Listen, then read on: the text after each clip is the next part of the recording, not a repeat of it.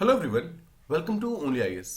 Now आज के इस वीडियो में पीएसआईआर के daily mains answer writing initiative को कंटिन्यू करते हुए हम डे 15 के इस वीडियो को स्टार्ट करने वाले हैं, जिसमें हम डे 15 के क्वेश्चंस प्लस उनके आंसर्स को प्रॉपर्ली डिस्कस करेंगे, उनके अप्रोच को समझने की कोशिश करेंगे। इनसे पहले की जो भी वीडियोस थी उनको ऑलरेडी यूट्यूब पे अपलोड किया जा चुका है, आप उन्हें वहां जाकर चेकआउट कर सकते हैं। साथ ही साथ जो भी डेली क्वेश्चंस आपको प्रैक्टिस के लिए दिए जाते हैं उनके मॉडल आंसर्स के पीडीएफ्स आपको ओनली आईएएस के पीएसआईआर के टेलीग्राम चैनल पे मिलेंगे, आप उन्हें वहां जाकर डाउनलोड कर सकते हैं। ऑलराइट, सो आज के इस क्वेश्चन के डिस्कशन को स्टार्ट करने से पहले सबसे पहले हम आज का मेन टॉपिक समझते हैं। The topic revolves around western political thought. देखिए, पेपर 1 सेक्शन ए के ऑलमोस्ट सारे इंपॉर्टेंट टॉपिक्स को हम ऑलरेडी डिस्कस कर चुके हैं। अब हम आ चुके हैं पेपर 1 सेक्शन ए के last topic, that is WPT western political thought में, और इसमें भी प्लेटो एंड एरिस्टोटल को हम पिछले वीडियो के अंदर डिस्कस कर चुके थे। अब आज के वीडियो के अंदर जो हमारा मेन टॉपिक है, it is going to revolve around Machiavelli, Hobbes and John Locke. ठीक है, इन तीनों के आसपास में रिवॉल्व करेगा एंड इनसे जो भी इंपॉर्टेंट कंसेप्ट्स हैं, इंपॉर्टेंट जो भी क्वेश्चंस हैं, उन्हें हम क्वेश्चन के फॉर्म में यहाँ पर क्वेश्चन के अप्रोचेस के फॉर्म में डिस्कस करेंगे। सबसे पहले हम आज के पहले क्वेश्चन की तरफ मूव करते हैं। जो फर्स्ट क्वेश्चन है, it is around Machiavelli. Now the question says, explain Machiavellian view of politics. To what extent do you think it led to the development of a new vigour in political science with the emergence of realism, secular thinking and break of idealism and moralism. ठीक है, so ये एक बहुत ही straightforward सा question है, जहां पर क्वेश्चन ये कह रहा है कि जो मैकियावेली थे, मैकियावेली जो एज अ स्कॉलर थे, उनके पॉलिटिक्स के ऊपर व्यूज क्या थे।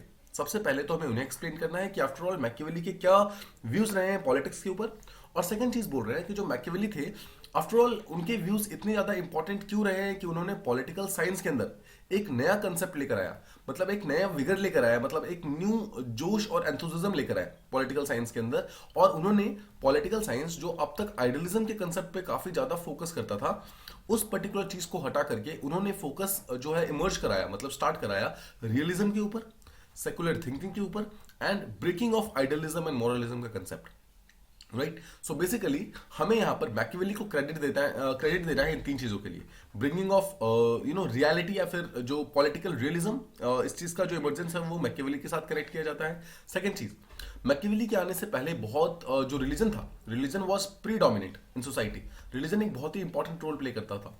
यहां तक कि जो स्टेट थे, स्टेट की जो डिसीजन मेकिंग हुआ करती थी, उसके अंदर भी जो रिलीजन था वो बहुत ही इंपॉर्टेंट रोल प्ले किया करता था। सो आफ्टर ऑल मैकियावेली ने ऐसा क्या किया कि उस पर्टिकुलर रिलीजन की डोमिनेंस को कम करके सेकुलर थिंकिंग को यहां पर उन्होंने प्रपोज करना स्टार्ट किया। एंड थर्ड चीज, जो मैकियावेली के आने से पहले आइडियलिज्म, यानी कि focus on ideas, values, norms, या फिर जो moralism, once again focus on morals, norms, values, इन सब के ऊपर जो ओवर एम्फेसिस किया जाता था पॉलिटिकल साइंस के अंदर, उसको कम करके आइडियलिज्म को ब्रेक किया गया और रियलिज्म के ऊपर फोकस करना स्टार्ट किया गया। यही हमारा मेन क्वेश्चन है। सो बेसिकली पॉलिटिक्स हमें समझानी है मैकियावेली पॉइंट ऑफ व्यू से, और साथ ही साथ किस तरीके से उसने पॉलिटिकल साइंस को as a subject kind of change करना स्टार्ट कर दिया, ये चीज हमें बताना है। ठीक है, सो चलिए आज का हम अप्रोच स्टार्ट करते हैं। लेट्स अंडरस्टैंड कि एस टू हमें किस तरीके से इस पर्टिकुलर चीज को कैरी फॉरवर्ड करना है। तो जैसा हमने हमेशा अप्रोच फॉलो किया है, सबसे पहले आपको इंट्रोडक्शन के अंदर क्या करना है, जो इस पर्टिकुलर क्वेश्चन का बिगर पिक्चर है उसको मेंशन करना है। So this question actually revolves around Machiavellian का जो व्यू ऑफ पॉलिटिक्स है उसके आसपास में रिवॉल्व कर रहा है, और उसके बेनिफिट्स क्या हुए हैं उसके आसपास में रिवॉल्व कर रहा है। तो देखिए, सबसे पहले आपको इंट्रोडक्शन के अंदर मैकियावेली के बारे में बताना है। देखो, मैकियावेली जो थे वो इटली में एक नाम है, एक प्लेस का नाम है फ्लोरेंस, फ्लोरेंस के रहने वाले थे। नो देखो, फ्लोरेंस की इंपॉर्टेंस जो है वर्ल्ड हिस्ट्री के अंदर बहुत ही ज्यादा है। क्यों ज्यादा है, इतनी ज्यादा? बिकॉज वर्ल्ड हिस्ट्री के अंदर फ्लोरेंस वाज द प्लेस जहां पर एक्चुअली रेनेसां स्टार्ट हुआ था। रिमेंबर रेनेसां, जो हमने पहले भी डिस्कस किया हुआ है। रेनेसां का मतलब है द क्वेश्चनिंग का जो फॉर्मेशन था, क्वेश्चनिंग का जो पार्ट था, वो एक्चुअली रेनेसां जो स्टार्ट हुआ था, है ना, वो एक्चुअली फ्लोरेंस इटली से ही स्टार्ट हुआ था। और मैकियावेली जो थे इसी फ्लोरेंस के रहने वाले थे, इसलिए इस पर्टिकुलर रेनेसां का, यानी कि क्वेश्चनिंग का जो इफेक्ट है वो मैकियावेली के ऊपर काफी आया था। राइट, सेकेंड चीज, वो काफी एक वेल रिच फैमिली से थे, वो काफी अच्छी फैमिली से थे। उसके कारण उनका पॉलिटिक्स में काफी ज्यादा इंटरेस्ट था, तो उन्होंने बचपन से ही काइंड ऑफ पॉलिटिक्स को समझा था, बहुत ही क्लोजली देखा था। इसलिए ही कुड टेल कि एग्जैक्टली पॉलिटिक्स में फर्स्ट हैंड एक्सपीरियंस क्या होता है। राइट, रियलिटी में पॉलिटिक्स किस तरीके से मूव करती है, ये चीज उन्होंने एक्सप्लेन करने की कोशिश की अपने लेटर पार्ट्स के अंदर। राइट, अब देखिए होता क्या है कि मैकियावेली यहाँ पर दो किताबें लिखते हैं, दो बुक्स लिखते हैं, मतलब बुक्स काफी लिखते हैं, उसमें से दो सबसे ज्यादा फेमस है। पहले का नाम है द प्रिंस, ठीक है, द प्रिंस, और सेकंड का नाम है द डिस्कोर्सेस। डिस्कोर्सेस, ये जो दोनों किताबें हैं, इसी दोनों किताबों के अंदर मैकियावेली एक्चुअली अपने व्यूज ऑन पॉलिटिक्स को समझाते हैं। मैकियावेली की इसी दोनों किताबों के थ्रू एक्चुअली हमें पता चलता है कि मैकियावेली जो है वो रियलिज्म के ऊपर काफी ज्यादा फोकस करते थे, सेकुलर थिंकिंग के ऊपर काफी ज्यादा फोकस करते थे, और थर्ड चीज आइडियलिज्म के ऊपर फोकस नहीं करते थे, मॉरलिज्म के ऊपर फोकस नहीं करते थे, राइट। तो इन्हीं दोनों बुक्स से हमें ये चीजें पता चलती हैं। सो अपने इंट्रोडक्शन के अंदर we need to mention these two books, हमें बताना होगा कि यही वो दोनों बुक है जो कि actually Machiavellian source of politics का मेन सोर्स है, राइट। वो सोर्स है जिसके थ्रू हमें एक्चुअली मैकियावेली के बारे में जो व्यूज वगैरह थे वो सब पता चलने स्टार्ट हुए। तो इस तरीके से आप अपना इंट्रोडक्शन फ्रेम कर सकते हैं। अब देखिए, अब हम मूव करते हैं बॉडी पार्ट के अंदर। जब आप बॉडी पार्ट में जाएंगे तो सबसे पहले आपको क्या मेंशन करना है, सबसे पहले आपको जाना है क्वेश्चन की फर्स्ट डिमांड पे। देखो, क्वेश्चन को हमेशा प्रायोरिटाइज करना है कि क्वेश्चन में सबसे पहले जो पूछा हुआ है उसको सबसे पहले मेंशन करना है, उसके बाद जो पूछा जा रहा है उसके बाद उसको आंसर करना है, एंड सो ऑन, ठीक है। सो क्वेश्चन के अंदर जो क्रोनोलॉजी पूछी जाएगी वो हमेशा फॉलो करनी है। सो पहली जो क्वेश्चन की डिमांड है that is on Machiavellian view of politics. Machiavelli हैं वो पॉलिटिक्स के बारे में क्या सोचते हैं, वो इस चीज के ऊपर सबसे पहले तो डिपेंड करता है, राइट। इस चीज के बारे में सबसे पहले क्वेश्चन पूछा गया है। सो सबसे पहले हमें ये एक्सप्लेन करना है कि after all Machiavellian view of politics है क्या। तो देखिए, मैकियावेली जब अपने पॉलिटिक्स के ऊपर व्यू स्टार्ट करते हैं तो सबसे पहले वो एक कंसेप्ट देते हैं। बोलते हैं कि अगर आपको लार्जर टर्म्स में पॉलिटिक्स को समझना है तो सबसे पहले एक कंसेप्ट होता है यूनिवर्सल ईगोइज्म। यूनिवर्सल ईगोइज्म, इस चीज को फॉलो करना चाहिए। और मैकियावेली का कहना है कि हर एक पर्सन एक्चुअली वर्ल्ड में इसी चीज को फॉलो करता ही है। यूनिवर्सल इगोइज्म का सीधा सा मतलब क्या है, सीधे शब्दों में समझे, इसका मतलब होता है कि everyone should do what is in his own interest, what is in his own interest. सीधा सा मतलब है मैकियावेली का कि जब भी आप पॉलिटिक्स को देखोगे तो पॉलिटिक्स क्या है, politics is actually made of different human beings. अलग अलग लोग ही तो साथ मिलकर पॉलिटिक्स को चला रहे हैं। सो पॉलिटिक्स का सीधा सा मतलब है कि अलग अलग लोग अपने अपने खुद के इंटरेस्ट को फॉलो करने की कोशिश कर रहे हैं, अपने अपने इंटरेस्ट को एक्चुअली कंप्लीट करने की कोशिश कर रहे हैं, और इसी का मतलब है यूनिवर्सल इगोइज्म। मतलब हर पर्सन अपने खुद के सेल्फ के बारे में सोच रहा है। No one is thinking of the national interest, society के इंटरेस्ट। एवरी पर्सन जो है he is actually thinking about his own personal interest, right. So ये पूरे के पूरे यूनिवर्स में दिस इज द ट्रूथ। इसलिए जो मैकियावेली है वो ये कहते हैं कि जो यूनिवर्सल इगोइज्म का कंसेप्ट है वो एक्चुअली पॉलिटिक्स के अंदर डायरेक्ट सामने बैठता है। वो कहते हैं कि जो ह्यूमन नेचर है, ह्यूमन नेचर गुड नहीं हो सकता। ह्यूमन नेचर कभी भी खुद के मतलब सोसाइटल इंटरेस्ट के बारे में नहीं सोचेगा, वो कभी भी अच्छाई के बारे में नहीं सोचेगा, वो सिर्फ और सिर्फ अपने खुद के बारे में सोचेगा, मतलब सेल्फ इंटरेस्ट के बारे में सोचेगा। ऐसा मैकियावेली का कहना है। तो इसलिए वो बोलते हैं कि जो हर एक पीपल होते हैं, हर एक जो लोग होते हैं वो एक तो विकेड होते हैं और सेकेंड सेल्फिश होते हैं।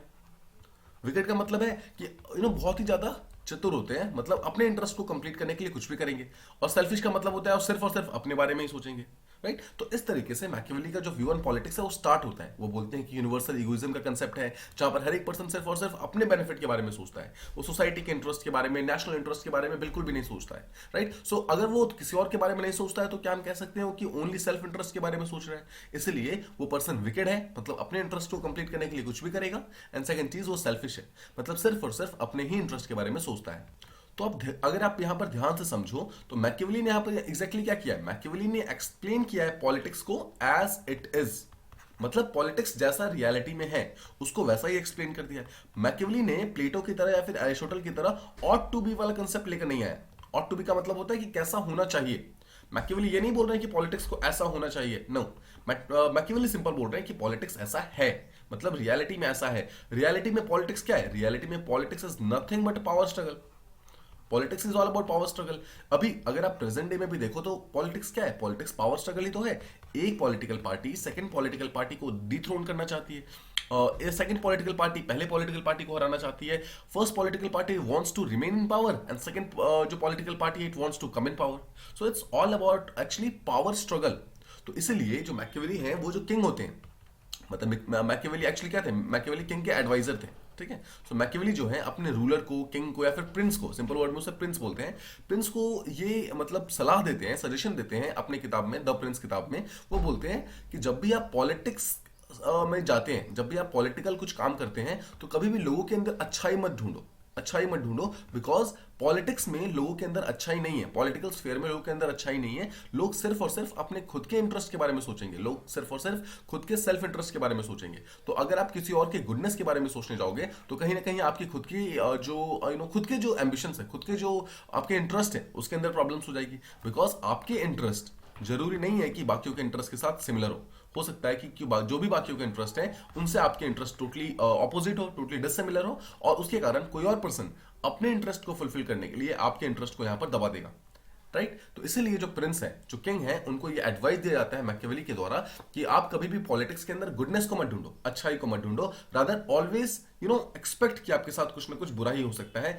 तभी आप एक्चुअली पॉलिटिक्स में सर्वाइव कर पाओगे, राइट। तो देखिए, तो इस पॉलिटिक्स में एक्चुअली डील करने के लिए, इस पॉलिटिक्स से फाइट करने के लिए मैकियावेली प्रिंस को क्या सलाह देते हैं? पॉलिटिक्स में रहने के लिए मैकियावेली बोलते हैं कि देखो, पॉलिटिक्स जो है कोई इंस्पायरिंग फील्ड नहीं है। ऐसा नहीं है कि आप किसी एक को देखकर, दूसरे को देखकर इंस्पिरेशन लेकर आगे बढ़ सकते हो। पॉलिटिक्स वैसी वाली फील्ड नहीं है। पॉलिटिक्स में हाउ टू बी गुड जो है, हाउ टू बी गुड मतलब कैसे अच्छा बनना है, इससे ज्यादा इंपॉर्टेंट ये जानना है, ज्यादा इंपॉर्टेंट ये जानना है that how to be bad, मतलब कि किसी भी तरीके से अच्छा बुरा बन के आपको अपने इंटरेस्ट को फुलफिल करना है। That is more important thing, right. यहां पर अच्छा बनकर पॉलिटिक्स में कभी भी किसी को फायदा नहीं हुआ है, ऐसा मैकियावेली का कहना है, राइट। मैकियावेली कहते हैं कि अगर आप बैड हो, अगर आप किसी तरीके से भी अच्छे बुरे बन के अगर अपने इंटरेस्ट को आप कंप्लीट कर ले रहे हो, देन आपका इंटरेस्ट कंप्लीट हो गया, and that is the main aim of जो पॉलिटिक्स है।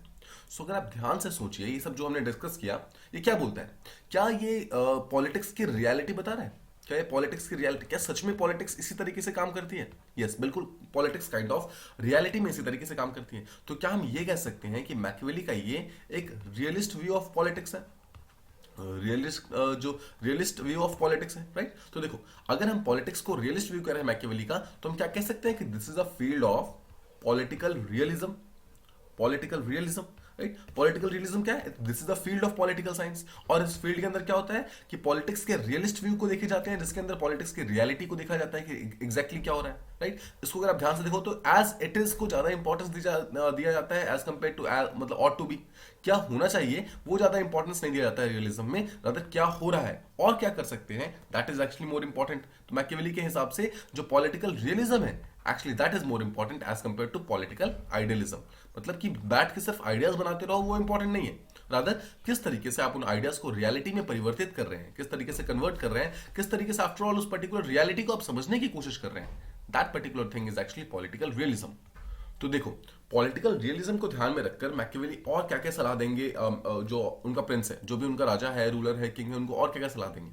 तो फर्स्ट थिंग्स फर्स्ट, जैसा हमने बात की कि जो किंग है उसको बोला गया है कि don't try to be good, first of all try to be bad, ठीक है, पहली चीज। सेकंड चीज बोला है कि कोई और पर्सन जो है, जैसे मान लो जो भी पर्सन आपके अगेंस्ट में है, उसके इंटेंशंस को लेकर के कभी भी सेटिस्फाइड नहीं होना है, सेटिस्फाइड नहीं होना है, रादर हमेशा स्केप्टिकल रहना है।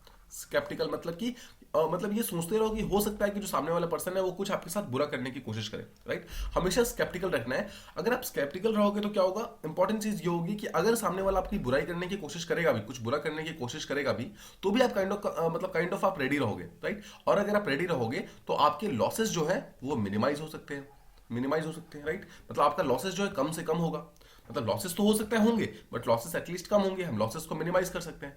तो इसलिए मैकियावेली बोलते हैं कि सामने वाले की इंटेंशन पे कभी भी पूरी तरीके से बिलीव नहीं करना है पॉलिटिक्स में, रादर हमेशा स्केप्टिकल रहना है, ताकि अगर वो सामने वाला कोई अगर आपकी बुराई करना भी चाहे, आपको अगर हार्म करना भी चाहे, तो भी आप अपने लॉसेस को यहाँ पर मिनिमाइज कर सकें, ठीक है।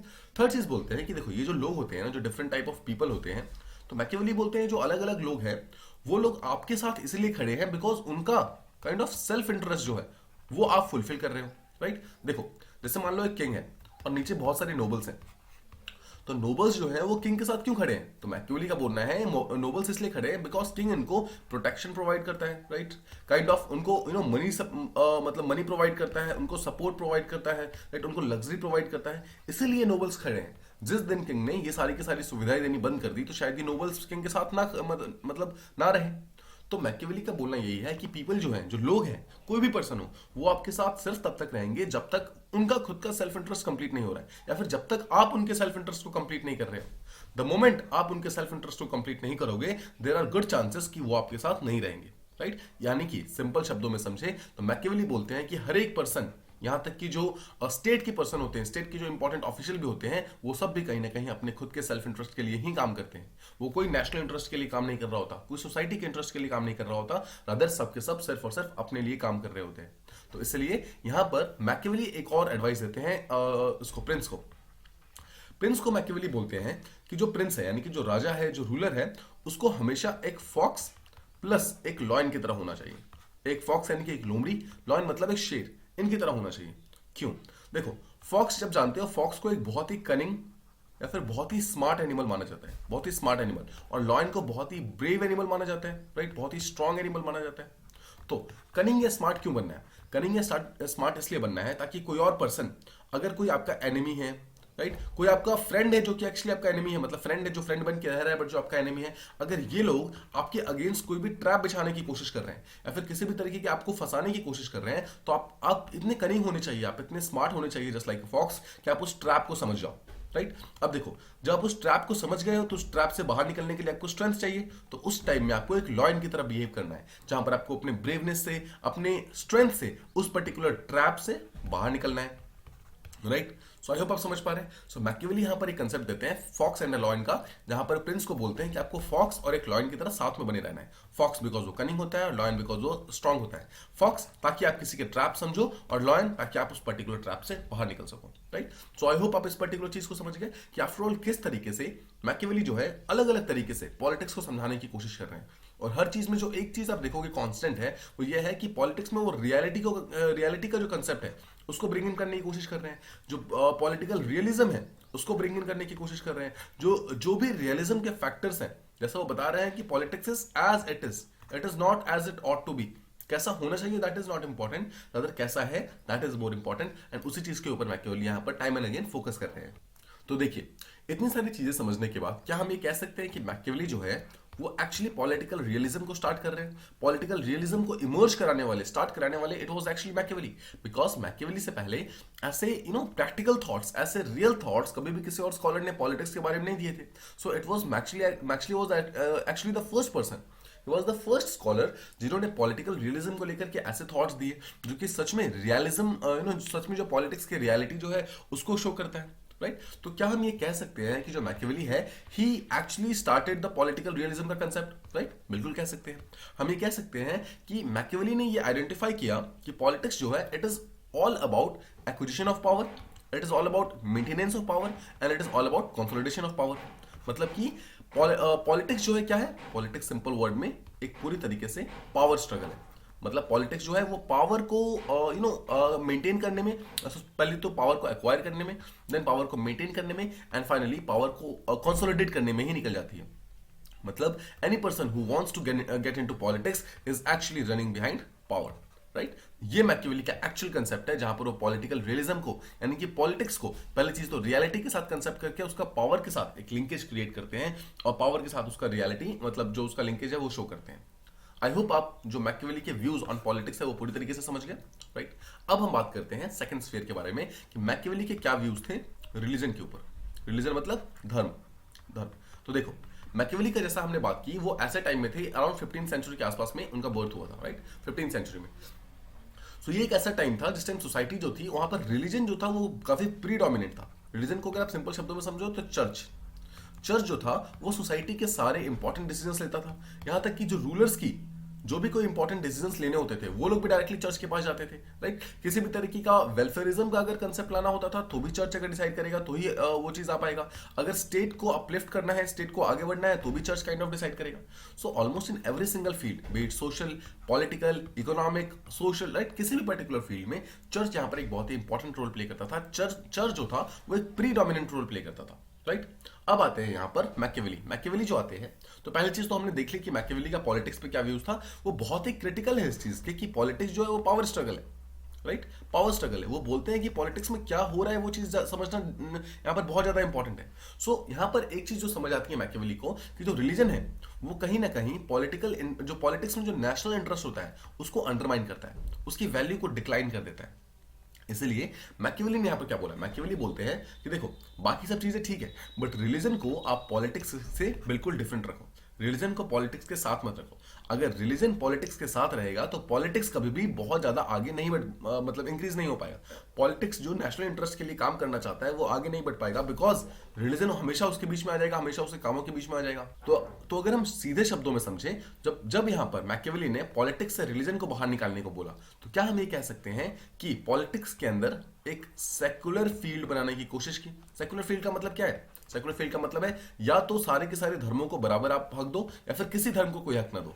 तो यहां पर मैकियावेली ने सेकंड कंसेप्ट को अपनाया कि बोला कि किसी भी धर्म का रिलीजन के अंदर, या फिर किसी भी रिलीजन का पॉलिटिक्स के अंदर कोई काम नहीं है, और पॉलिटिक्स के अंदर रिलीजन को कभी भी रहना नहीं चाहिए, because it may undermine the national interest in the longer term, right. So I hope आप पहली चीज समझ गए कि आफ्टर ऑल कि किस तरीके से मैकियावेली ने स्टेट से यानी कि पॉलिटिक्स से रिलीजन को पूरी तरीके से बाहर निकाल दिया।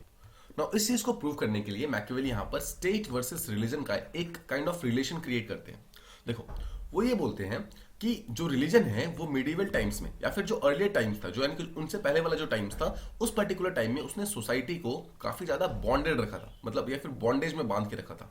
बॉन्डेज में बांध के रखा था मतलब बंधक बना के रखा हुआ था, राइट। मतलब जो चाहता था वो चर्च ही करता था, जो चाहता था वो रिलीजन ही करता था। नाउ जो मैकियावेली है, मैकियावेली बोलते हैं कि देखो, end of the day main result क्या है, मेन एम क्या है? मेन एम है पॉलिटिक्स का, हमारा मेन एम होता है नेशनल इंटरेस्ट को अपलिफ्ट करना, नेशनल इंटरेस्ट को आगे बढ़ाना। सो अगर मुझे नेशनल इंटरेस्ट को आगे बढ़ाना है तो उसी चीज के लिए तो मैंने स्टेट को बनाया है, राइट। आफ्टर ऑल स्टेट बना क्यों है? स्टेट का मेन एम यही तो था कि वो हमारे नेशनल इंटरेस्ट को अपलिफ्ट कर सके, राइट। स्टेट का मतलब क्या है यहाँ पर? किंग या फिर रूलर या फिर प्रिंस। तो प्रिंस का मेन काम क्या है? नेशनल इंटरेस्ट को आगे बढ़ाना। सो अगर नेशनल इंटरेस्ट का मेन काम, नेशनल इंटरेस्ट को आगे बढ़ाने का मेन काम अगर स्टेट के पास जाता है, सो आफ्टर ऑल यहाँ पर रिलीजन का फिर क्या ही काम है, राइट। तो ये यहाँ पर बोलते हैं, तो यहाँ पर वो बोलते हैं, मैकियावेली बोलते हैं कि जो स्टेट जो है वो ह्यूमंस के एसोसिएशन का हाईएस्ट फॉर्म है। हाईएस्ट फॉर्म मतलब कि सबसे जो टॉप पे रहेगा। जब ह्यूमंस एसोसिएट होते हैं, एक साथ आते हैं, तो जो चीज फॉर्म करते हैं that is state, not religion. ध्यान रखिएगा, नॉट रिलीजन, बिकॉज इससे पहले highest form of association was religion, जहां पर जितने भी सोसाइटी के इंपॉर्टेंट मेंबर्स थे, they used to be a member of religion, मतलब चर्च। बट नाउ मैकियावेली ने बोला कि जो ह्यूमन एसोसिएशन का हाईएस्ट फॉर्म होगा that will be state, it won't be religion, right. तो अगर आप देखो, जो हाईएस्ट लेवल के जितने भी डिसीजंस लिए जाएंगे, they all will be taken by the state, not by the religion. यानी कि अगर किसी पर्सन के ऑब्लिगेशन की बात करें, मतलब कोई पर्सन जो है वो किसके लिए ऑब्लाइज्ड है, मतलब अगर एक इंडिविजुअल है, मैन है, उसको किसी के लिए काम करना है, तो किसके लिए काम कर रहा है? ओवरऑल बॉस कौन है? क्या स्टेट ओवरऑल बॉस है, या फिर रिलीजन ओवरऑल बॉस है, या फिर चर्च ओवरऑल बॉस है, राइट। सो मैकियावेली बोलते हैं कि state is the overall boss. State जो है वो डिसाइड करेगा कि किसी एक पर्टिकुलर पर्सन की पोटेंशियल को किस तरीके से यूज करना है, रिलीजन यहां पर यूज नहीं करेगा। सिंपल वर्ड में मैकियावेली ने बोला state is superior to church. Very very important, ठीक है। दिस इज द थिंग जहां पर मैकियावेली यहां पर पॉलिटिक्स के अंदर से रिलीजन का कंसेप्ट जो है बाहर निकालते हैं, पॉलिटिक्स के अंदर से रिलीजन को पूरी तरीके से डिसकंटिन्यू करते हैं और काइंड ऑफ डिफरेंशिएट करते हैं, एंड वो बताते हैं कि आफ्टर ऑल किस तरीके से स्टेट की जो इंपॉर्टेंस है वो चर्च के लिए बहुत ही ज्यादा है। आई होप आप ये चीज समझ गए, राइट। नाउ देखो, हमने दो चीजें यहां पर डिस्कस की। हमने मैकियावेली का जो व्यू ऑन पॉलिटिक्स था वो भी समझ लिया, हमने जो मैकियावेली का व्यू ऑन रियलिज्म था यानी कि सेक्युलरिज्म का जो कंसेप्ट था हमने वो भी समझ लिया। अब हम थर्ड चीज समझते हैं कि आफ्टर ऑल जो मैकियावेली थे उन्होंने जो यहाँ पर आइडियलिज्म था उसको ब्रेक किया, एक मॉरलिज्म का जो कंसेप्ट था उसको ब्रेक किया, राइट। इस चीज को हम लेकर आते हैं कि आफ्टर ऑल मैकियावेली का इस पर्टिकुलर सेंस में क्या कहना है, आफ्टर ऑल किस तरीके से वो इस चीज को जस्टिफाई करते हैं, हम उसे देखते हैं। अब देखो, आपने कभी न कभी एंड वर्सेस मीन्स का जो डिबेट है वो डेफिनेटली सुना होगा, एंड वर्सेस मीन का डिबेट। तो इसको हम थोड़ा सा समझते हैं। देखो, एंड मीन का डिबेट ये बोलता है कि अगर जो आपका एंड है, अगर आपका एंड पॉजिटिव है या फिर आपका एंड कुछ अच्छा है, तो उस एंड को पाने का जो मीन्स है यानी कि जो रास्ता है, आप उसको जो जिस रास्ते पे चलकर आप उस एंड को अचीव करना चाहते हो, ये मीन्स भी काइंड ऑफ पॉजिटिव होना चाहिए, ये मीन्स भी अच्छा होना चाहिए, राइट। मतलब कि सिंपल उस शब्दों में समझो कि अगर आप मान लो मनी, पैसे कमाना आपका मेन एम है, मान लो आपका जो एंड है, एंड गोल है आपका वो मनी कमाना है यानी कि पैसे कमाना है, तो जो इस पैसे तक पहुंचने का जो आपका मीन्स होगा, मतलब जो आपका रास्ता होगा, that should always be good.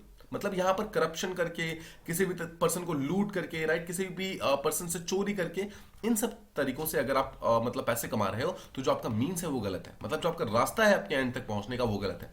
But अगर आप हार्ड वर्क करके, प्रॉपरली आप स्टडी करके, प्रॉपर जॉब लेकर के अगर आप तब जाकर मनी कमा रहे हैं, तो आपका मीन्स भी सही है, तो आपका एंड्स भी सही है। इसे कहते हैं एंड वर्सेस मीन्स का डिबेट। सिंपल वर्ड्स में जो आपका एंड गोल है, एंड गोल तक पहुंचने के लिए जो आपका मीन्स है, that means should also be good. यानी कि अगर आपका एंड गोल अच्छा है तो आपके मीन्स भी अच्छे होने चाहिए। ये बेसिकली एंड और मीन का डिबेट बोलता है, ठीक है। नाउ अब देखो, एंड मीन के डिबेट पे हमें यहाँ पर मैकियावेली को इंक्लूड करना है। नाउ मैकियावेली जो है, मैकियावेली यहाँ पर सबसे इंपॉर्टेंट चीज लेकर आते हैं। मैकियावेली बोलते हैं कि एंड और मीन्स जो है उन दोनों के बीच में सेपरेशन होना चाहिए, राइट। देखो समझो ध्यान से, मैकियावेली बोलते हैं कि अगर मुझे किसी एंड तक पहुंचना है तो कोई फर्क नहीं पड़ता कि मैं किस मीन से पहुंचूं, मुझे सिर्फ और सिर्फ यहां पहुंचना है। ये मैकियावेली का कंसेप्ट है, और इसी कंसेप्ट के कारण मैकियावेली को इमोरल थिंकर कहा जाता है। इमोरल कि वो मोरालिटी के ऊपर वैल्यू नहीं कर रहे हैं, वो मीन्स को अच्छा बनाने की कोशिश नहीं कर रहे हैं, वो ये नहीं बोल रहे हैं लोगों को अच्छे तरीके से काम करना चाहिए। मैकियावेली सिर्फ और सिर्फ ये बोल रहे हैं कि तुम बस अपना किसी तरीके से भी एंड गोल अचीव कर लो, किसी भी तरीके से करो, तुम चोरी करो, तुम लूटो, तुम करप्शन करो, किसी भी तरीके से करो, तुम एंड गोल तक पहुंच जाओ तो तुम्हारा काम हो जाएगा। इसीलिए मैकियावेली को बोला जाता है कि वो इमोरालिटी को काफी ज्यादा स्टेट के अंदर जस्टिफाई कर रहे हैं, वो इमोरालिटी को काइंड ऑफ बढ़ावा देने की कोशिश कर रहे हैं, राइट। सो अगर आप ध्यान से सोचो तो मैकियावेली यहां पर क्या बोल रहे हैं, मैकियावेली अगर मोरालिटी के अगेंस्ट बोल रहे हैं तो क्या हम सिंपल वर्ड्स में कह सकते हैं कि मैकियावेली यहां पर एथिक्स के अगेंस्ट में बोल रहे हैं, मतलब एथिकल वैल्यूज को फॉलो ना करने के लिए बोल रहे हैं। सो मैकियावेली यहां पर बोलते हैं कि काइंड ऑफ पॉलिटिक्स के अंदर जो पॉलिटिक्स और एथिक्स होता है दोनों को हम साथ लेके नहीं चल सकते, दोनों को अलग अलग रखना चाहिए, राइट। तो मैकियावेली का कहना यह है कि अगर आपको पॉलिटिकल इंटरेस्ट को पाना है तो आप एथिकल मीन्स को फॉलो नहीं कर सकते हर बार, यानी कि आपको कभी कभी जरूरत पड़ेगी कि आप अनएथिकल मीन्स को फॉलो करें, अनएथिकल मीन्स से आप पॉलिटिक्स तक पहुंचो, मतलब पॉलिटिकल अपने एंड तक पहुंचो, and that would be equally justified, right. So Machiavelli ने इस चीज को जस्टिफाई किया कि अगर आप गलत तरीकों से, मतलब अनएथिकल मीन से भी अपने पॉलिटिक्स में अपने खुद के इंटरेस्ट को फुलफिल कर रहे हो तो वो काम भी सही है, राइट। सो इस तरीके से मैकियावेली ने एक्चुअली जो एथिक्स था पॉलिटिक्स के अंदर उसको पूरी तरीके से मार डाला, राइट। एथिकल वैल्यूज को वहां पर कहीं ना कहीं हटा दिया, राइट। तो अगर आप ध्यान से सोचिए तो यहां पर क्या है, पॉलिटिक्स और एथिक्स के बीच में डिसिमिलैरिटी शो किया, फिर काइंड ऑफ डिसरिलेशन शो किया यहां पर मैकियावेली ने। So I hope this much is clear कि क्यों उनको इमोरल कहा जाता है, राइट। देखो मैकियावेली का मानना यह है कि जो एथिक्स होता है, मोरालिटी होता है, ये सब रिलीजन के कंसेप्ट है, मतलब रिलीजियस कंसेप्ट है। और जैसा हमने देखा, रिलीजन को उन्होंने पहले ही स्टेट के स्फीयर से बाहर निकाल दिया था, पॉलिटिक्स के स्फीयर से उन्होंने पहले बाहर निकाल दिया था। तो मैकियावेली ने बोला कि रिलीजन के बाकी जितने भी चीजें हैं, एथिक्स, मोरालिटी, ये सब, इन सबको भी आप यहां से पॉलिटिक्स से बाहर निकालो, इन सबको भी हम पॉलिटिक्स के अंदर छोड़ नहीं सकते। आई hope this much is clear. इसलिए यहां पर मैकियावेली को पहली चीज तो बोला जाता है कि वो काइंड ऑफ इमोरल थिंकर है, इसलिए उनको बोला जाता है कि उनके जो वैल्यूज हैं स्पेशली एथिक्स एंड पॉलिटिक्स को लेकर के वो काफी ज्यादा इनकंसिस्टेंट है। अब देखो, ये जो उनकी थिंकिंग थी एथिक्स और मोरालिटी के लेकर, ऑब्वियसली बात है ये बहुत सारा क्रिटिसिज्म यहाँ पे आसपास में वो करेगा, मतलब बहुत सारा क्रिटिसिज्म इनकी तरफ आएगा। तो सबसे इंपॉर्टेंट जो क्रिटिसिज्म आता है वो महात्मा गांधी के द्वारा आता है। महात्मा गांधी बोलते हैं कि जो मैकियावेली बोलते हैं कि एथिक्स वर्सेस रिलीजन को कभी भी साथ में लेकर ना चलो, this is totally wrong. Because आप जानते हो, हमने पहले भी बात की है महात्मा गांधी के बारे में, वो बोलते हैं कि रिलीजन के अंदर ethics is the most important thing, because religion के अंदर अगर एथिक्स नहीं होगा तो रिलीजन में करप्शन आ जाएगा, राइट। डिसमोरालिटी आ जाएगी, इमोरालिटी आ जाएगी, तो इस तरीके से प्रॉब्लम्स आएंगी। और महात्मा गांधी यहां तक बोलते हैं कि जो लेटर ऑन, जो मॉडर्न टाइम में, मतलब वर्ल्ड हिस्ट्री में जो फासिज्म का कंसेप्ट आता है, ठीक है, लेटर ऑन इंपीरियलिज्म का कंसेप्ट आता है, इंपीरियलिज्म का कंसेप्ट, ये सब एक्चुअली मैकियावेली के कारण ही आता है। जो मैकियावेली का जो स्कूल ऑफ थॉट है, जो मैकियावेली जो यहाँ पर बोलते हैं कि एथिक्स को जस्टिफाई करने की जरूरत नहीं है पॉलिटिक्स के अंदर, इसी सब चीजों के कारण तो आता है। सो महात्मा गांधी यहाँ पर मैकियावेली को काइंड ऑफ फासिज्म और इंपीरियलिज्म के लिए काइंड ऑफ जिम्मेदार ठहराते हैं। फासिज्म और इंपीरियलिज्म के पीछे जो रूट कॉज है उसको बताते हैं कि मैकियावेली के जो थॉट्स हैं वही एक्चुअली इसके रूट कॉज है, राइट। अब देखो, हमें यहाँ पर थोड़ा सा मैकियावेली को डिफेंड भी करना होगा, बिकॉज देखो मैकियावेली ने ऑल्दो ये सब चीजें बोली, बट द पॉइंट वाज जब उन्होंने बोला कि एथिक्स की इंपॉर्टेंस नहीं है, रिलीजन की इंपॉर्टेंस नहीं है, सो आफ्टर ऑल मैकियावेली क्या बोलना चाहते थे? क्या वो सोसाइटी के अंदर इमोरलिटी को आगे बढ़ाना चाहते थे, या फिर उनका जो मेन एम था वो कुछ और था? तो देखो, मैकियावेली जो थे वो इमोरलिटी को आगे नहीं बढ़ा रहे थे, रादर मैकियावेली ये बोल रहे थे कि जब आपको नेशनल इंटरेस्ट के लिए काम करना है, मतलब कि सोसाइटी के लार्जर वेलफेयर के लिए काम करना है, तब आप ये मत देखो कि क्या चीजें सही कर रहे हो, क्या चीजें गलत कर रहे हो। अगर आपको कुछ गलत डिसीजंस लेने भी पड़ रहे हैं, कुछ हार्श डिसीजंस लेने भी पड़ रहे हैं, तो भी आप उन डिसीजंस को लो, ताकि आपके जो नेशनल इंटरेस्ट है वो आगे डेवलप हो सके, आपके जो नेशनल इंटरेस्ट है वो आगे फुलफिल हो सके, ताकि जो larger section of the society है उनको उस पर्टिकुलर डिसीजंस का बेनिफिट मिल सके, राइट। सो मैकियावेली के जितने भी इमोरलिटी वाले, जितने भी अनजस्टिफाइड जो डिसीजंस हैं, वो सब एक्चुअली उनके खुद के सेल्फ इंटरेस्ट के लिए नहीं है। ऐसा नहीं है कि वो बोलते हैं कि सब कुछ मुझे दे दो, सारी की सारी पावर्स मुझे प्रोवाइड कर दो, ऐसा नहीं बोलते हैं। रादर मैकियावेली बोलते हैं कि रूलर को या फिर प्रिंस को नेशनल इंटरेस्ट के लिए काम करना चाहिए, और अगर नेशनल इंटरेस्ट को कंप्लीट करने के बीच में कोई भी बीच में बाधाएं आती है, किसी भी तरीके का रिलीजन का प्रॉब्लम आता है, एथिक्स का प्रॉब्लम आता है, मोरालिटी का प्रॉब्लम आता है, तो उन सब चीजों को आपको बीच में लाने की जरूरत नहीं है, आप उन सब चीजों को साइड कर सकते हैं। आप सिंपली उन एथिक्स एंड मोरालिटी की प्रॉब्लम्स को बाईपास करके अपने चीजों को आगे मतलब आगे बढ़ सकते हैं। सिंपल शब्दों में समझो तो मान लो, देखो मैकियावेली का कहना यह है कि मान लो एक प्रिंस है और प्रिंस को कुछ ऐसा डिसीजन लेना है, मान लो जिससे कि वो 100 लोगों की लाइफ को बेटर कर सकता है। ठीक है, 100 लोगों की लाइफ को बेटर कर सकता है, तो this is in the national interest because वो लार्जर सेक्शन ऑफ सोसाइटी के लिए काम कर रहा है। बट मान लो इस 100 लोगों के बेनिफिट के लिए, फॉर एग्जाम्पल मान लेते हैं, फॉर एग्जाम्पल मान लो कि उसको एक रोड बनाना है। ठीक है, प्रिंस को एक रोड बनाना है जिसके थ्रू 100 लोगों को अराउंड बेनिफिट होगा, लेकिन अगर ये रोड बन जाएगा तो 2 लोगों का घर जो है वो टूट जाएगा। ठीक है, सो जो मैकियावेली है, मैकियावेली बोलते हैं कि अगर इन 100 लोगों के बेनिफिट के लिए 2 लोगों का घर टूट रहा है तो तोड़ दो, सिंपल वर्ड्स में। यानी कि एथिक्स एंड मोरालिटी का जो कंसेप्ट है वो यहां पर लेकर मत आओ। ये मत सोचो कि इन 2 लोगों का एथिक्स का होगा, मतलब इन दोनों के बारे में सोचना स्टार्ट कर देंगे, बिकॉज मैकियावेली के अनुसार अगर मैं इन दोनों के बारे में सोचना स्टार्ट कर दूंगा तो कहीं ना कहीं मैं 100 लोगों को बेनिफिट ये पहुंचा ही नहीं पाऊंगा।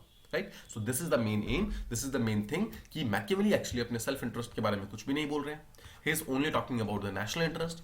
इसीलिए उनकी इमोरालिटी जो है वो काइंड ऑफ जस्टिफाइड है, और इसी चीज के कारण मैकियावेली को एक्चुअली ग्रेटेस्ट पैट्रियट कहा जाता है। पैट्रियट मतलब सबसे बड़ा देशभक्त among all the scholars, right, greatest patriot कहा जाता है। सो आई होप आप समझ गए। देखो, हमने अपने डिस्कशन के अराउंड मैकियावेली के व्यूज ऑन पॉलिटिक्स, मैकियावेली के व्यूज ऑन रिलीजन, जो मैकियावेली के व्यूज हैं अलग अलग फील्ड्स के ऊपर, हर एक चीज को प्रॉपर्ली समझा। राइट, सो अब देखो, अब हम देखते हैं कि इस पर्टिकुलर आंसर को एंड कैसे करना है। आफ्टर ऑल इस क्वेश्चन को हम एंड किस तरीके से कर सकते हैं।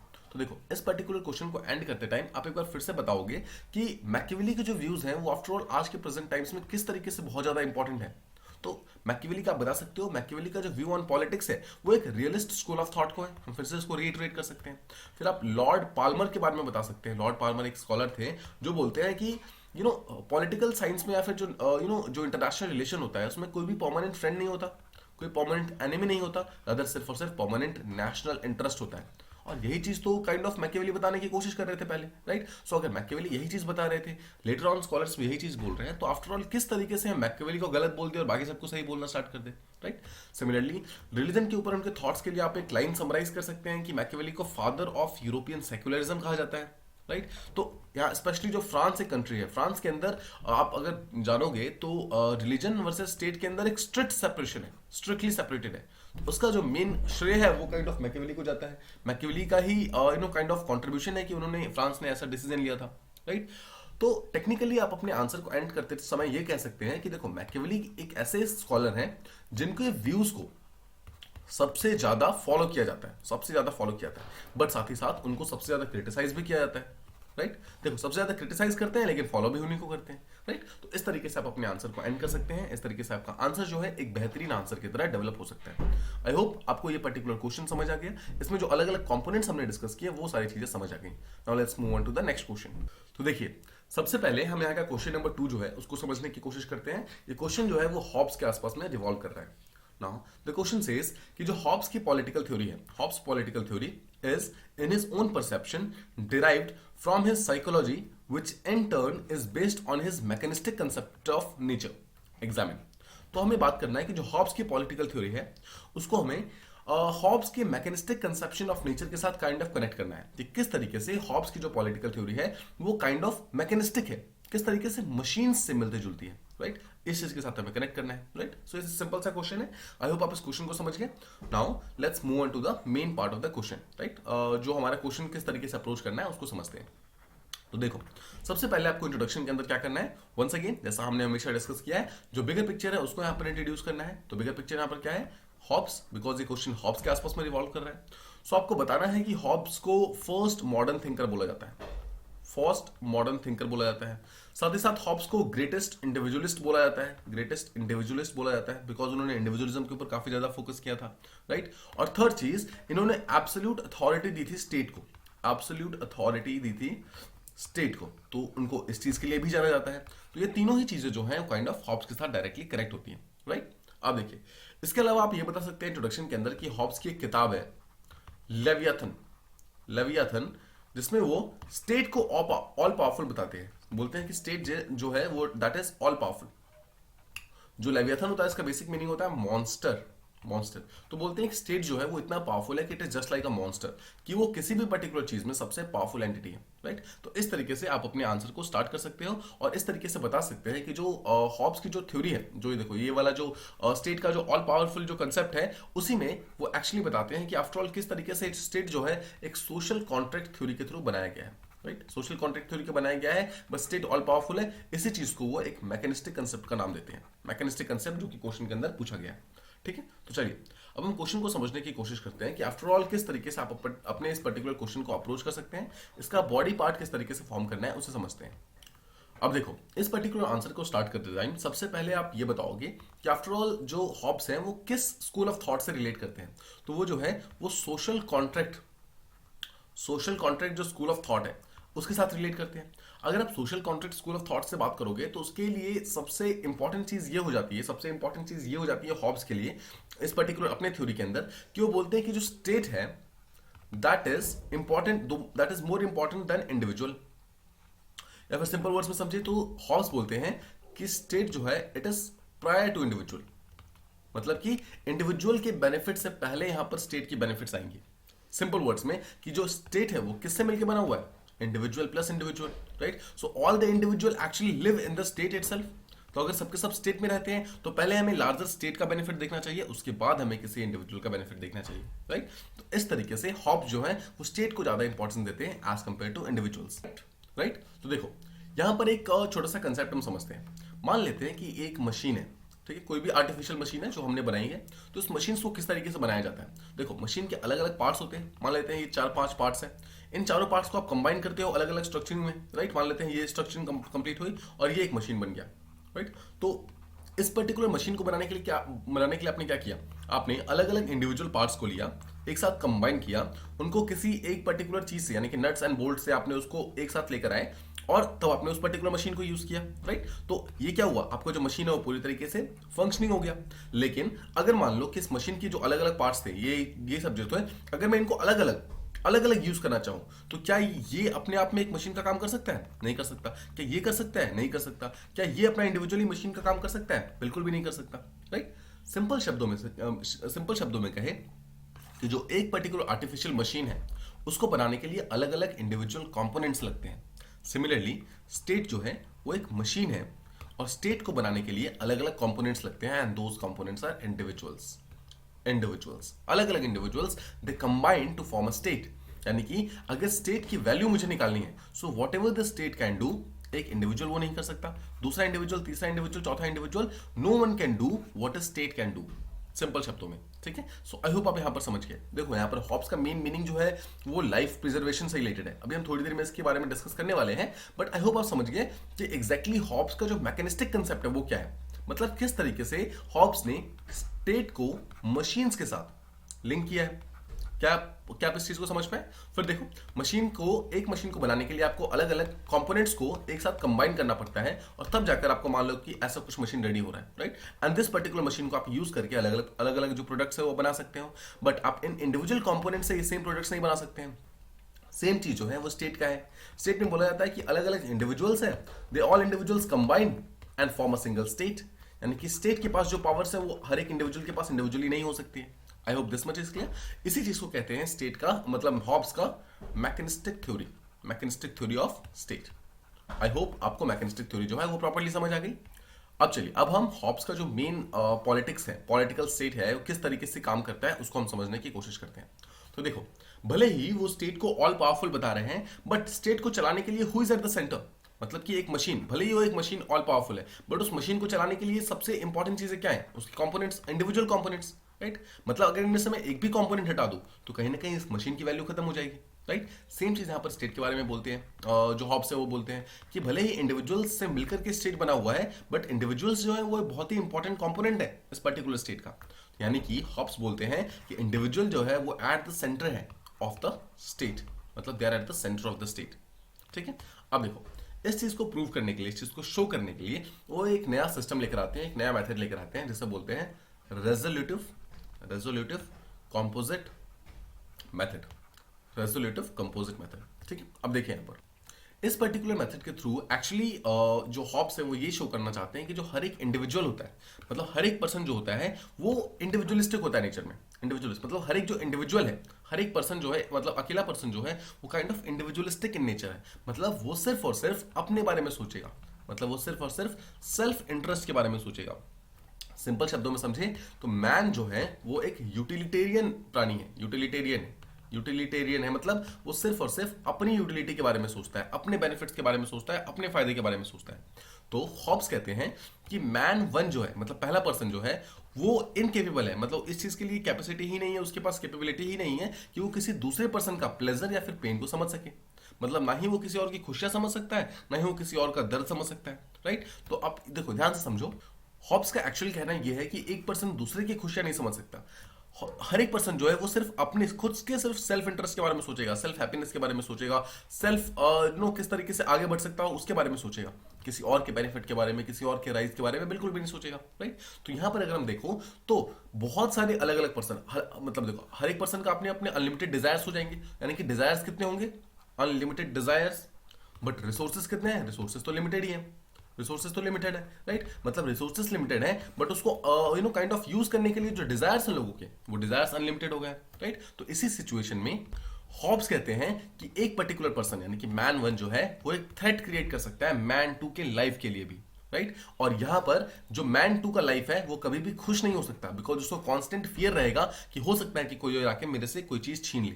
तो देखो मैन वन को यहां पर क्या चाहिए, मैन वन को वो चीजें चाहिए जो मैन टू के पास है। तो ये कभी खुश नहीं रह सकता बिकॉज मेरे ये सोचेगा कि मेरे पास वो चीजें नहीं है जो उसके पास है।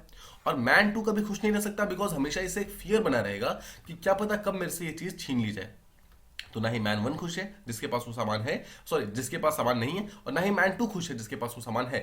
मतलब समझ रहे हैं, यहां पर हॉब्स का सिंपल शब्दों में कहना यह है कि आपके पास कोई एक पर्टिकुलर चीज है या फिर नहीं है, दोनों ही सूरतों में, दोनों ही केसेस में आप यहां पर खुश नहीं रह सकते हैं। तो सीधे शब्दों में यहां पर जो हॉब्स हैं वो कहते हैं कि जो एक ह्यूमन सोसाइटी होती है, जो ह्यूमन नेचर होता है वो बहुत ही सॉलिटरी मतलब अकेले रहने वाला, बहुत ही नास्टी मतलब खराब, बहुत ही ब्रुटिश, पुअर और शॉर्ट। ये देखो ये एडजेक्टिव्स यूज किए हैं ह्यूमन नेचर के बारे में हॉब्स ने, राइट। तो हॉब्स बोलते हैं कि देखो कांस्टेंट फियर रहता है किसी भी एक पर्टिकुलर पर्सन को दूसरे पर्सन से। जिसके पास कोई एक सामान है उसे फियर रहता है कि मेरे से वो छीन ना ले, और जिसके पास नहीं है उसे ये फियर रहता है कि मेरे पास ये नहीं है, उसके पास ये चीज रहता है कि मेरे पास नहीं है, राइट। इसके कारण किसी भी पर्टिकुलर पर्सन की लाइफ कभी भी हैप्पी नहीं हो सकती, किसी भी पर्टिकुलर पर्सन की जो लाइफ है वो कभी भी आगे नहीं बढ़ सकती, राइट। तो इस चीज के लिए यहां पर स्टेट का निर्माण किया जाता है। तो देखो इस चीज को समझो, बिकॉज कोई भी पर्सन अपनी लाइफ के अंदर खुश नहीं है, कोई भी पर्सन अपनी लाइफ के अंदर हैप्पी नहीं है, तो जो लोगों का स्टेट ऑफ नेचर है, स्टेट ऑफ नेचर क्या है, स्टेट के बनने से पहले की का जो टाइम है, मतलब मान लेते हैं कि एक पर्टिकुलर सोसाइटी थी, एक पर्टिकुलर टाइमलाइन था, राइट। जो एक टाइमलाइन में जिस दिन वो स्टेट बना, स्टेट के बनने से पहले का जो टाइम पीरियड था ना, उसे कहते हैं स्टेट ऑफ नेचर। यानी कि हर एक पर्सन जो स्टेट ऑफ नेचर में था, क्या आप ये मानोगे कि स्टेट ऑफ नेचर में हर एक person was at war with each other, it was a state of war against all, right, against all, मतलब कि हर पर्सन एक दूसरे से लड़ने को मतलब रेडी था। क्यों, जैसा हमने बात की, अगर किसी के पास कुछ है तो उसे फियर है लूज करने का, और किसी के पास कुछ नहीं है तो उसे फियर है कि मेरे पास ये चीजें नहीं है, राइट। तो उसके कारण जो हॉब्स है, हॉब्स कंसेप्ट देते हैं कि स्टेट ऑफ नेचर में यहां पर तो प्रॉब्लम बहुत ज्यादा बढ़ जाएगी। It is a war against, मतलब war of all against all, war of all against all. तो यहां पर इस चीज को सॉल्व आउट करने के लिए हॉब्स बोलते हैं कि हमें एक स्टेट फॉर्म करना चाहिए, और ये स्टेट जो है इसको ऑल पावरफुल बनाओ, मतलब कि इसके पास पूरी की पूरी पावर्स दे दो, इसको एब्सोल्यूट पावर्स दे दो, सिंपल वर्ड्स में एब्सोल्यूट पावर्स दे दो, राइट। तो अगर इसके पास एब्सोल्यूट पावर्स रहेंगे तो ऑटोमेटिकली जो प्रॉब्लम्स है ये सब, ये जो स्टेट ऑफ नेचर की प्रॉब्लम्स है, war of all against all का प्रॉब्लम है, ये सब ऑटोमेटिकली सॉल्व हो जाएगा, बिकॉज यहाँ पर स्टेट जो है वो इन चीजों को इंश्योर करेगा कि जो रिसोर्सेस है उसका एक प्रॉपर डिस्ट्रीब्यूशन हो, राइट। जो लोगों की डिजायर्स है वो किसी भी तरीके का क्राइम का, किसी भी तरीके किसी दूसरे पर्सन की फ्रीडम का उसको खत्म ना करने का, मतलब खत्म करने का एक जरिया ना बने, एक काइंड ऑफ रास्ता ना बने। सो इनडायरेक्टली हॉब्स ये बोलते हैं कि स्टेट का मेन काम क्या है, लोगों की लाइफ को प्रिजर्व करना, ताकि लोग यहां पर शांतिपूर्वक अपनी सोसाइटी के अंदर रह सकें। तो क्या हम ये कह सकते हैं दैट जो हॉब्स थे यहां पर वो काइंड ऑफ एक थिंकर ऑफ ऑर्डर थे। थिंकर ऑफ ऑर्डर का मतलब वो होता है जो पर्सन की लाइफ को सस्टेन करने की कोशिश करता है, मतलब लाइफ को बचाने की कोशिश करता है, राइट। तो हॉब्स का मेन कंसर्न क्या था, मेन कंसर्न था सिक्योरिटी ऑफ लाइफ मतलब लोगों की लाइफ की सिक्योरिटी को मेंटेन करना, लोगों की लाइफ की सिक्योरिटी को बरकरार रखना, this is was the main aim of Hobbes kind of, right. इसीलिए देखो, इसीलिए वो बोलते हैं कि स्टेट को हमने पहली चीज तो एब्सोल्यूट पावर देनी है। बट यहां पर हॉब्स एक चीज और बोलते हैं, हॉब्स बोलते हैं कि एब्सोल्यूट पावर तो ठीक है हमने स्टेट को दे दिया, लेकिन अगर स्टेट, वही स्टेट अपने पावर का गलत इस्तेमाल करके आर्बिट्री मैनर में, मतलब किसी भी मैनर में अगर किसी भी एक पर्टिकुलर पर्सन की लाइफ को छीनने की कोशिश करेगा, तो हम स्टेट के अगेंस्ट में रिवॉल्व काइंड ऑफ एक टाइप का रेवोल्यूशन कर सकते हैं, राइट। आई होप आप समझ पा रहे हैं कि स्टेट को हॉब्स ने एब्सोल्यूट पावर तो दी, सब कुछ दिया, एक मैकेनिस्टिक कंसेप्ट भी बताया उसको, सब कुछ दिया, बट यहां पर साथ ही साथ ये भी बोला कि अगर स्टेट आर्बिट्री बैनर में, मतलब किसी गलत तरीके से किसी पर्सन की लाइफ को छीनने की कोशिश करे, तो उसके अगेंस्ट में लोगों को रिवॉल्यूशन करने का भी पूरा हक है, राइट। आई होप आप यहां पर समझ पा रहे हैं। सिंपल शब्दों में, ऑल्दो स्टेट को एब्सोल्यूट पावर्स दी गई हैं, बट स्टेट के अगेंस्ट भी रजिस्ट करने की पावर्स जो है वो लोगों को दी गई है, पावर्स लोगों को दी गई है, मतलब पीपल को दी गई है, इन द केस अगर स्टेट आर्बिट्ररी तरीके से काइंड ऑफ उनकी पावर्स को, उनकी लाइफ को छीनने की कोशिश करता है, राइट। तो क्या आप ये कह सकते हैं कि जो हॉब्स है वो एक तरफ तो इंडिविजुअलिस्टिक है, इंडिविजुअलिस्टिक बिकॉज देखो लोगों की लाइफ के बारे में बात कर रहे हैं, लोगों की लाइफ को सिक्योर करने की बात कर रहे हैं, इंडिविजुअल के खुद के फ्रीडम के बारे में बात कर रहे हैं, इंडिविजुअल के खुद के पीस के बारे में बात कर रहे हैं, बट साथ ही साथ वो एब्सोल्यूटिस्ट भी है। एब्सोल्यूटिस्ट क्यों? बिकॉज स्टेट को एब्सोल्यूट पावर्स दे रहे हैं, वो बोल रहे हैं स्टेट जो है वो ऑल पावरफुल होगा।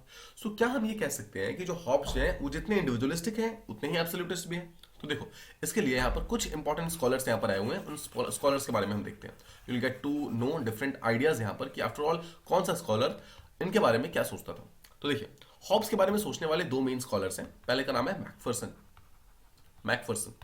मैकफर्सन क्या बोलते हैं? देखो, मैकफर्सन बोलते हैं कि जो हॉब्स थे वो स्टार्ट होते हैं इंडिविजुअलिस्टिक की तरह, इंडिविजुअलिस्ट की तरह, बट एंड होते हैं मतलब एब्सोल्यूटिस्ट की तरह। क्यों?